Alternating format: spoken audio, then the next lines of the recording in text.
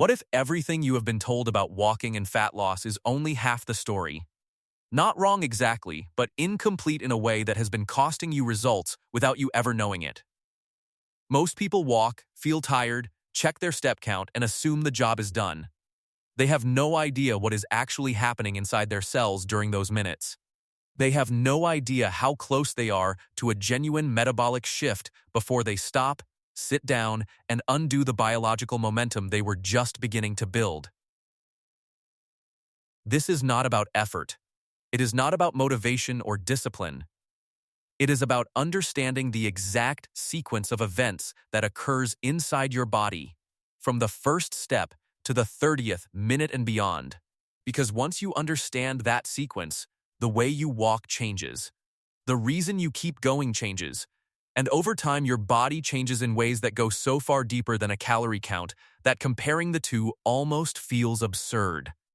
There is a reason that the simplest form of human movement, the one our species has performed every single day for its entire existence, turns out to be one of the most metabolically powerful tools available to a modern body. But the reason is buried in physiology. It is not obvious from the outside. You cannot feel it happening in the moment. You cannot see it on a heart rate monitor or a fitness tracker screen. It unfolds silently, at the cellular level, through a cascade of biochemical events that most people never learn about because nobody ever thought to explain them. Until now. What follows is the complete picture, the full story of what your body is actually doing, minute by minute, when you walk for 30 minutes a day. And why repeating that process daily is one of the most profound biological resets available to a human being living in the modern world. Let us start at the beginning. The very first second you begin to move, your body does not flip a switch and start burning fat. That is not how biology works. The body is not impulsive. It is conservative, strategic, and extraordinarily well-designed to protect you from wasting resources on situations that might resolve in 30 seconds. So when you take your first steps, the first thing your body does is assess. It asks a question it has been asking since the earliest days of human evolution. Is this a sprint or a journey? A threat or a task? Short-term or sustained?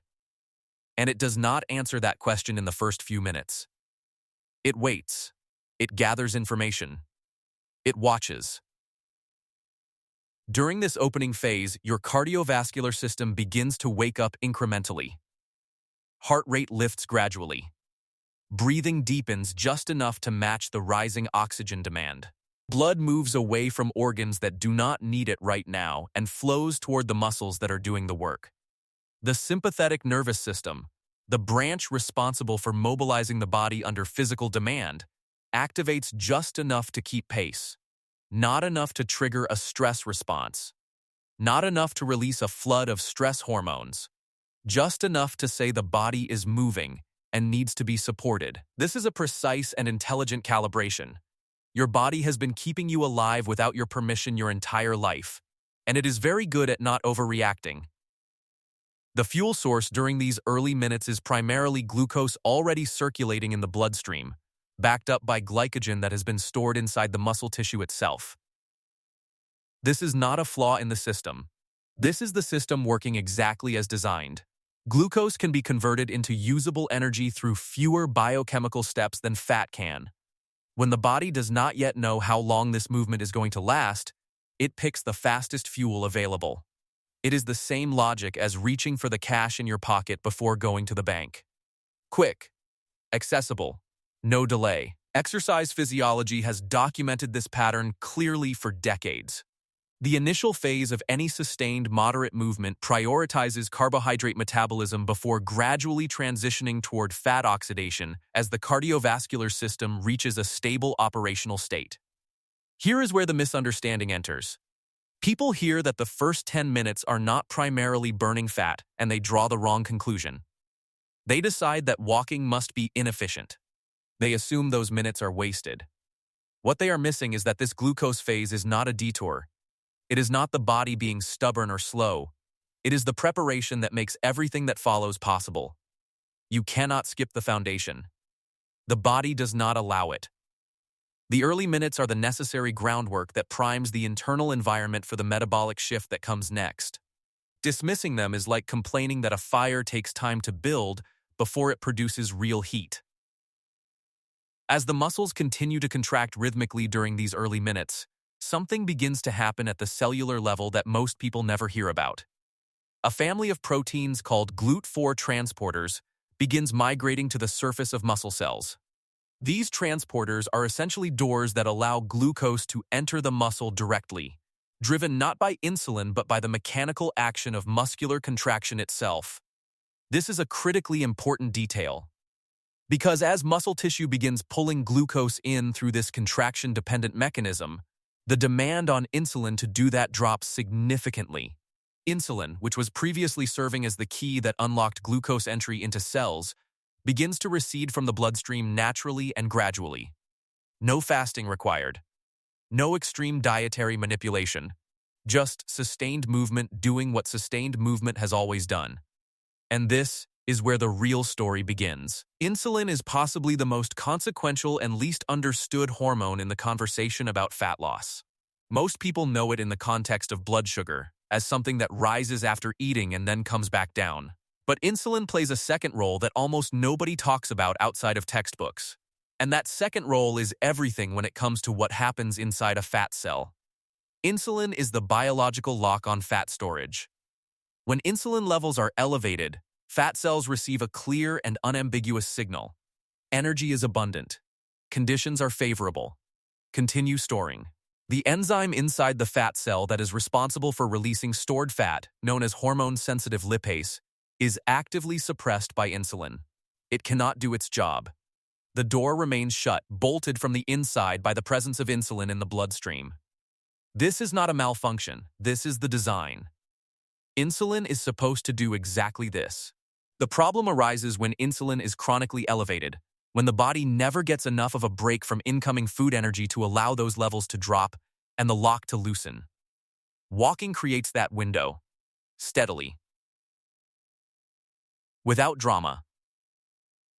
As insulin gradually decreases during sustained moderate movement, the fat cell begins to receive a different message. Not a sudden alarm, not a crisis signal, but a quiet shift in the hormonal environment that surrounds it. The lock begins to loosen. But the body does not immediately flood the bloodstream with released fatty acids the moment insulin takes its first dip. It waits. It needs confirmation. It needs evidence that this is not a 2-minute shuffle to another room. It needs to see that movement is continuous, that the demand is real and sustained, before it commits to unlocking what are genuinely long-term reserves. This conservatism is not a flaw. It is the same survival logic that has been protecting the species for hundreds of thousands of years. Somewhere around the 12 to 15-minute mark, assuming movement has remained steady and intensity has stayed in the moderate range, a second biological event begins to layer on top of the first. Muscles that are working do not simply consume energy in silence. They communicate. They send messages. In recent decades, researchers have discovered that contracting muscle tissue releases a class of signaling molecules called myokines into the bloodstream. These molecules travel to the liver, to fat tissue, and even to the brain. The message they carry is essentially this: sustained physical effort is underway. Energy demand is real and ongoing. Long-term fuel sources should prepare to become available. The body is not guessing. It is receiving a direct report from the muscles themselves. Fat cells are not passive. They are metabolically active tissue that is constantly listening to the chemical and hormonal environment around them. When insulin is trending low and circulating catecholamines, molecules that include epinephrine and norepinephrine, begin to rise modestly, the fat cell receives a compounding signal from multiple directions simultaneously. And when enough of those signals converge, the enzyme that was being held back, hormone-sensitive lipase, becomes activated. When it activates, it begins to do the one thing that all of fat loss ultimately depends on. It breaks apart stored triglycerides. Each triglyceride molecule is cleaved into 3 free fatty acids and 1 molecule of glycerol. Those free fatty acids are then released from the fat cell into the bloodstream. This is lipolysis. This is the moment fat loss actually begins. Not when the sweat appears, not when the breathing gets heavy, not when some number on a device hits a target. It begins inside the fat cell, quietly, when the enzyme activates and the stored triglycerides are dismantled. The free fatty acids now moving through the bloodstream are heading toward the muscles that generated the demand signal in the first place. They pass through the muscle cell membrane and enter organelles called mitochondria. You have almost certainly heard that mitochondria are the powerhouse of the cell. That description is accurate but does not capture what makes them genuinely extraordinary in the context of fat burning. Mitochondria are not simple combustion engines that burn whatever fuel arrives. They are highly selective processing systems that require specific conditions in order to oxidize fat efficiently. The most essential of those conditions is oxygen. Fat oxidation is entirely and exclusively an aerobic process. It cannot occur in a meaningful way without sufficient oxygen delivery. This is the reason why the intensity of walking matters more than most people realize. Walk too slowly, and you may not generate enough sustained demand to trigger significant lipolysis. Walk too fast, crossing into high-intensity effort where breathing becomes labored and oxygen delivery can no longer keep pace with demand. And the body shifts back toward glucose as the dominant fuel, because glucose can be processed without oxygen through anaerobic pathways. Fat cannot. The sweet spot for fat oxidation is moderate intensity, a pace where breathing is clearly elevated, where you feel the effort, but where you could still speak a sentence if pressed. That specific intensity range is where the conditions for fat burning are optimal. Not a sprint. Not a stroll. A sustained, deliberate, moderate effort walk. At around the 20 to 30 minute mark, the cardiovascular system reaches what researchers call steady state. Heart rate stabilizes. Breathing deepens but no longer continues to climb. Oxygen is now being delivered to working muscles at a rate that matches demand with precision. Inside the mitochondria, a process called beta oxidation is fully underway. Fatty acids arriving from the bloodstream are broken down in a sequential chain of reactions, generating a molecule called acetyl-CoA, which then enters the Krebs cycle, a series of chemical reactions that produces adenosine triphosphate, the actual currency the body uses to power muscular contraction. Fat yields significantly more adenosine triphosphate per molecule than glucose does. This is why, once the system has fully transitioned into fat-burning mode, the energy feels different, steadier, less prone to sharp drops. Fewer of those moments where the legs suddenly feel like concrete and the drive to stop becomes overwhelming. The fuel source itself is more stable, and that stability is felt in the body. There is a detail buried in the biochemistry of fat oxidation that almost never makes it into popular fitness content, and it is one of the most genuinely fascinating facts in human physiology. When fat is burned inside the mitochondria, the carbon atoms that make up the fatty acid molecule combine with oxygen to produce carbon dioxide. That carbon dioxide is carried in the blood to the lungs and exhaled. Research published in a prominent medical journal calculated that the vast majority of the mass of oxidized fat exits the body not through sweat, not through urine, not through any of the routes most people would assume, but through the breath. Every deep, steady exhale during a sustained walk is removing carbon from the body. The fat is not melting. It is not sweating out through the skin.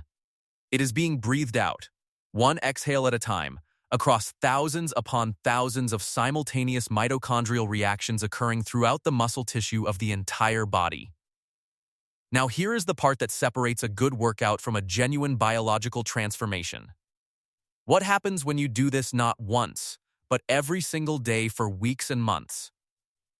The body adapts, not metaphorically, structurally, genetically, at the cellular level, in ways that compound over time and fundamentally change the operating parameters of the entire metabolic system.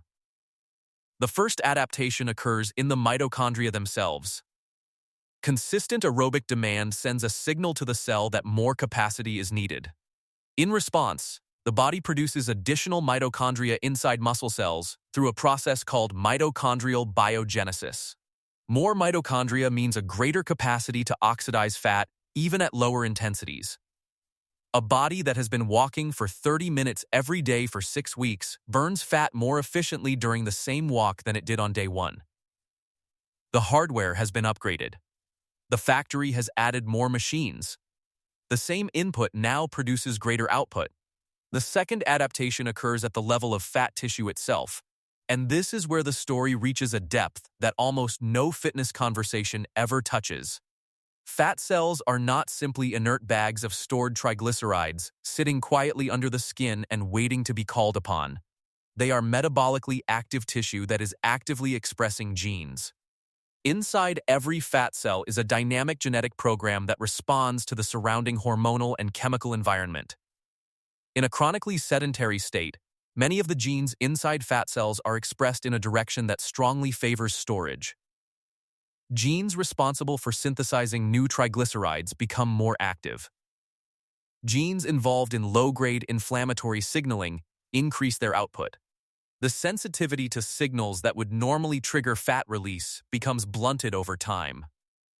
Fat cells in a sedentary environment become, in a very real biological sense, defensive.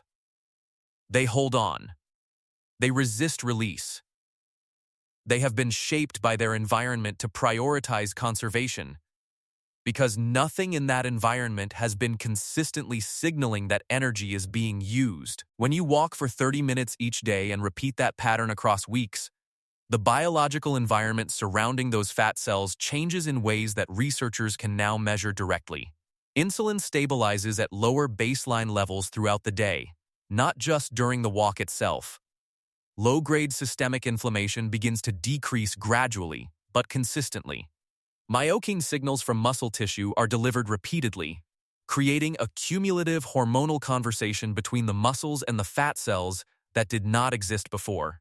Research examining gene expression in adipose tissue has demonstrated that moderate but regular physical activity can reduce the activation of pro-inflammatory genes, increase the expression of genes involved in fatty acid transport and oxidation, and meaningfully improve insulin sensitivity within the fat tissue itself.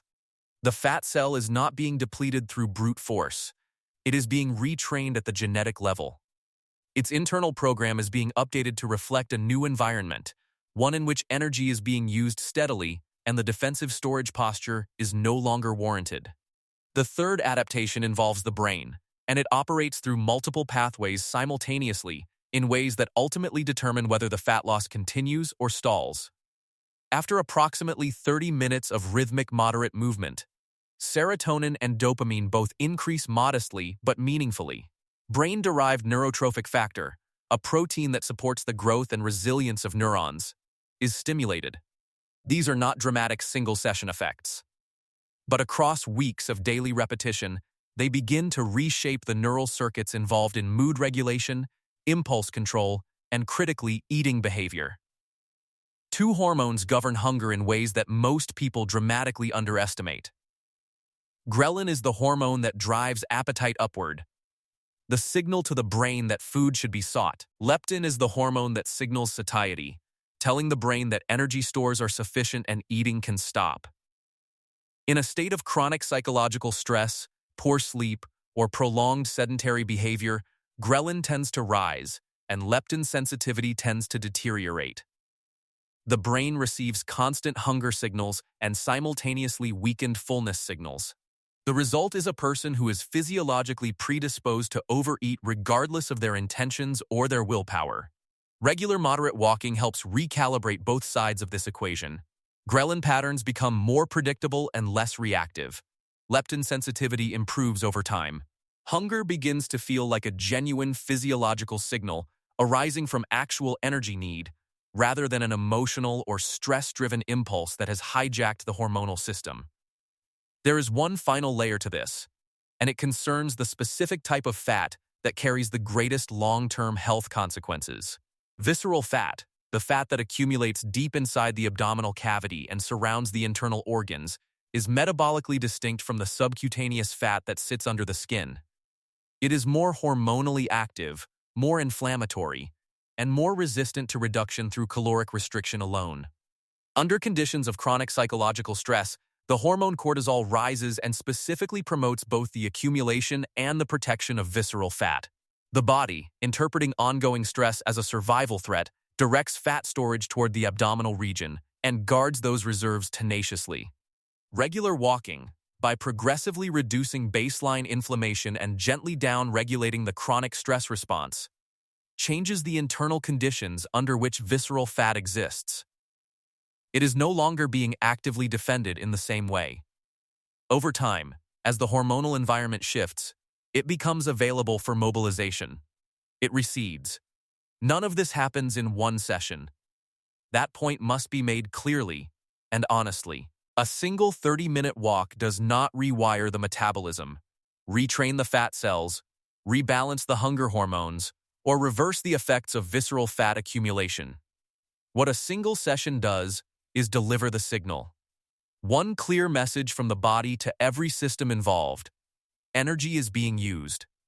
Movement is occurring. The default state of conservation is being challenged.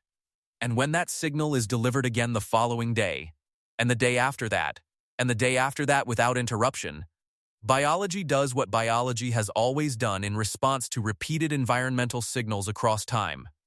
It adapts, it reorganizes, it builds new capacity. It updates its operating assumptions. This is the mechanism behind something that confuses people when they first experience it.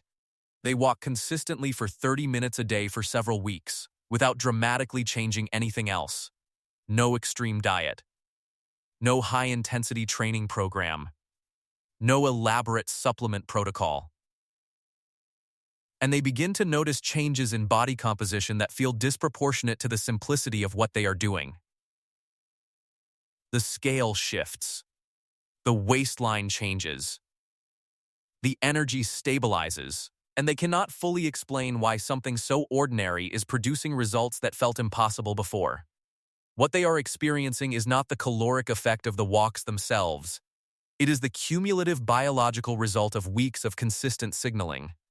They have systematically altered the hormonal environment in which their fat cells exist.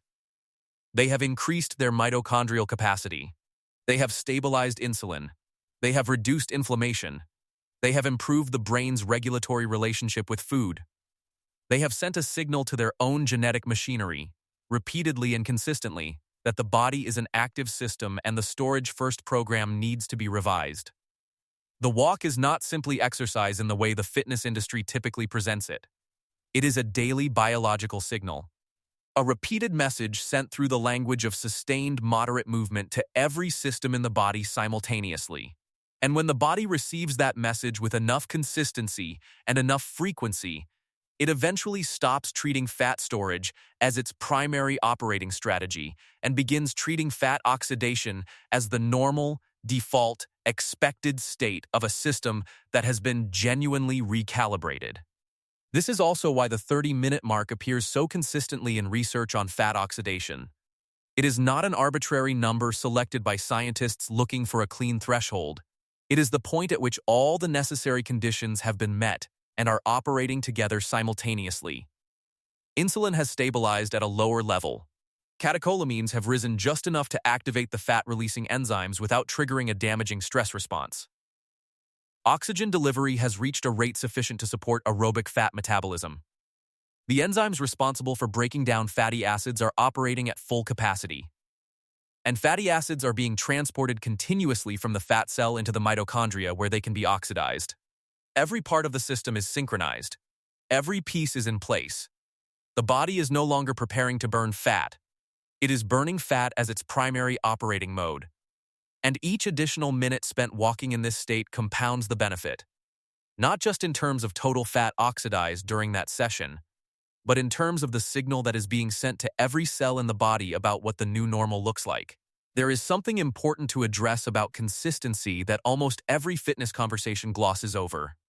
Most people think about exercise in terms of individual sessions. They evaluate each walk by how they felt during it, how many calories the device on their wrist calculated, how much they sweated, how fast their heart was beating. These are surface metrics. They measure what happened in that one window of time. What they do not measure is the cumulative biological shift that is happening beneath the surface when those sessions are stacked day after day in an unbroken sequence. The body does not evaluate a single walk in isolation the way a person does. The body evaluates patterns. It responds to repetition. One signal is a curiosity. 100 signals in sequence is a mandate. When the biological environment inside the fat cell, inside the mitochondria, inside the brain's hunger regulation circuits, receives the same consistent input day after day, it eventually treats that input not as an event but as the baseline. The new operating assumption. The default setting around which everything else is organized. This is why people who walk 30 minutes every single day without fail, even on days when they do not feel like it, even on days when the walk is slower and less energetic than usual, tend to experience more meaningful and more sustained body composition changes than people who do intense. Exercise sporadically.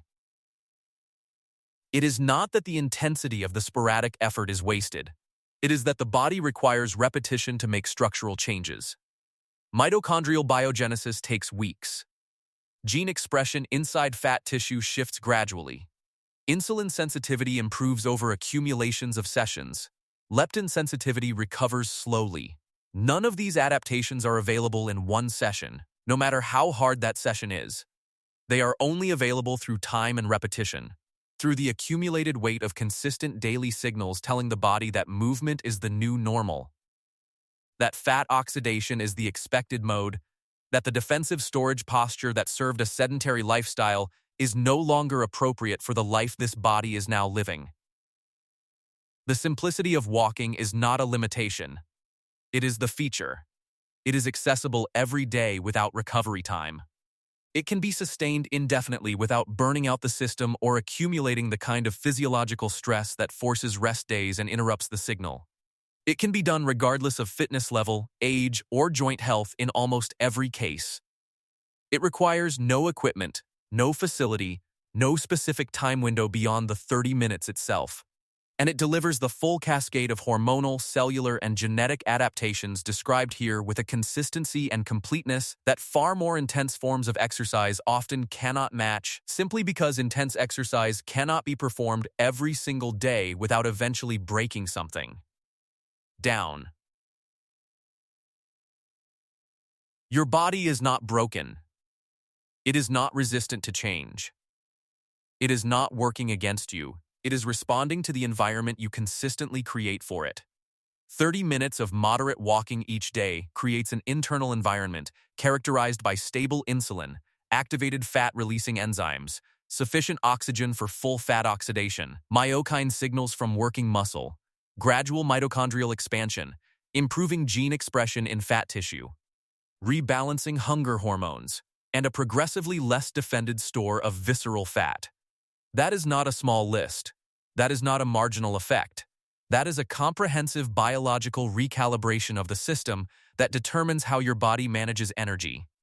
And it is available to you every single day, one 30-minute walk at a time. Most fat is not sweated out. It is breathed out.